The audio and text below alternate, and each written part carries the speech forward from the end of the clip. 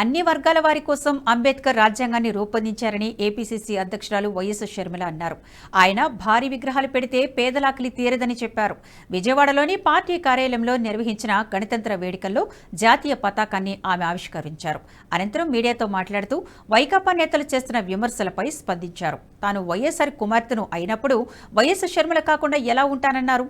అక్రమంగా సంపాదించుకోవడానికి తన భర్తతో జగన్ వద్దకు వెళ్లారని అభండాలు వేస్తున్నారన్నారు. ఇవాల్టి వరకు ఏది ఆశించి తన అన్న వద్దకు వెళ్లలేదని షర్మిల స్పష్టం చేశారు. రాజ్యాంగాన్ని గౌరవించడము అంటే అది ఒక రోజుతో ఒక జెండా ఎగరేయడంతో అయిపోయే పని కాదు. రాజ్యాంగాన్ని గౌరవించడం అంటే రాజ్యాంగంలో మన దేశంలో ఉన్న అన్ని కులాలను, అన్ని మతాలను, అన్ని వర్గాలను అందరినీ సమానంగా చూసి అందరినీ సమానంగా గౌరవించడమే కాకుండా బడుగు బలహీన వర్గాల ప్రోత్సాహం కోసం చేయాల్సిన కృషి ప్రభుత్వాలు చేయాలి.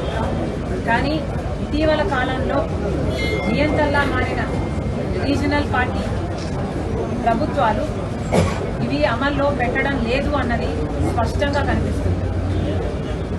అంబేద్కర్ గారు దళితుల కోసం ఎంతగానో పోరాటాలు చేశారు. కానీ ఈరోజు అట్టడుగున ఉన్న ఆ బడుగు బలహీన వర్గాల న్యాయం జరగడం లేదు. ప్రభుత్వాలేమో పెద్ద పెద్ద స్టాచ్యూలు పెడుతున్నాయి, స్టాచ్యూ ఆఫ్ సోషల్ జస్టిస్ అంటున్నారు. కానీ నిజానికి చూస్తే సోషల్ జస్టిస్ సమాజంలో ఉందా అంటే లేదనే చెప్పాల్సి. గత 5 సంవత్సరాలుగా దళితుల మీద జరుగుతున్న దాడులు 100% పెరిగాయి. మరి దీనికి ప్రభుత్వం సమాధానం చెప్పాలి. దళితుల మీద జరుగుతున్న ఈ దాడులు ఎంత ఘోరంగా ఉన్నాయంటే ఎవరైనా ప్రశ్నిస్తే వాళ్ళను సవాలుగా చేసి డోర్ డెలివరీ చేసేంతగా అంత ఘోరంగా ఉన్నాయి.